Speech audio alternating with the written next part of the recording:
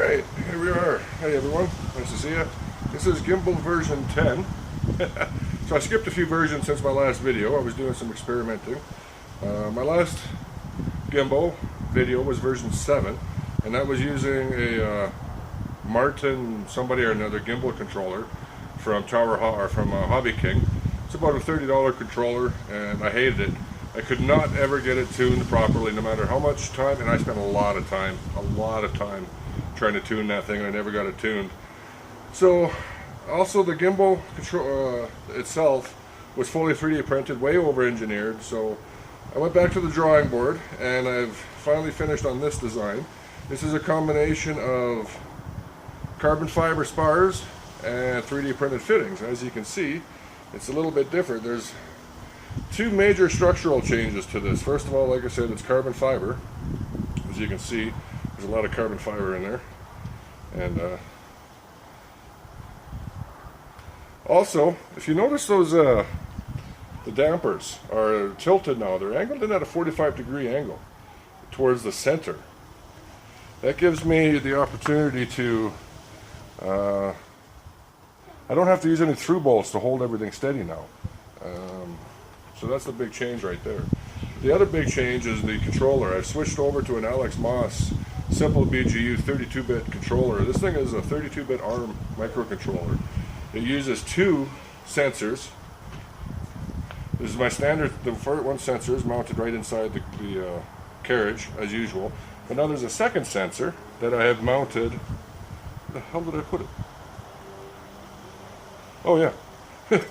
It's inside here. I put it inside the actual upper mount.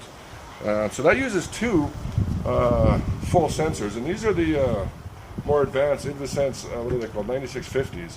They're 3-axis gyro, 3-axis accelerometers, plus a magnetometer, so you actually have directional in here if you wanted to use it. Lots of fun stuff you can do with that. So I pull out my controller. So I still have full action on it. I can control it with my, at any angle I want. I can control it with my little dial here, just like before. I'm running this off of a single battery now. I was running the old controller off of a second 3-cell 2200 battery pack, but the weight was killing me. And overall, the gimbal controller, or sorry, the gimbal itself is over a third less weight. Well over a third, actually. It's almost half the weight. So these are using both Avia 2300s and SkyShark P200s. The controller that I bought, you can actually get it in several different versions that I found. You can get it with where it comes, the controller board comes in an aluminum case, a plastic case, or no case at all. So I went with the cheaper version, which is no case at all. I just designed my own cases for it. And you can actually go to Thingiverse under my account, KiteCraft, and you can get your own case, print your own case. I've actually put labels on it so I know where all the plugs go. So that's the new controller. I'm going to post some videos now I took. Oh yeah, now of course the other big change is that I mounted my Fat Shark camera onto the carrier. That way I can now use the point of view system to actually frame my shots, and I fly it that way. And I've been getting better at it. It's still hard. When I point at the camera down, it's still hard to fly, but I'm getting better at it. I can fly it at 45-degree angle down now, getting better and better all the time. So that's the new controller. And a lot of work designing this thing, getting it to fit and work properly, and it's definitely worth it. It's a heck of a controller. Or it's a heck of a gimbal. I really like it. The only thing is that it is a little bit back, and I do get some props. You do see the props. When it leans forward, you can see the props spinning in the frame. That's really annoying.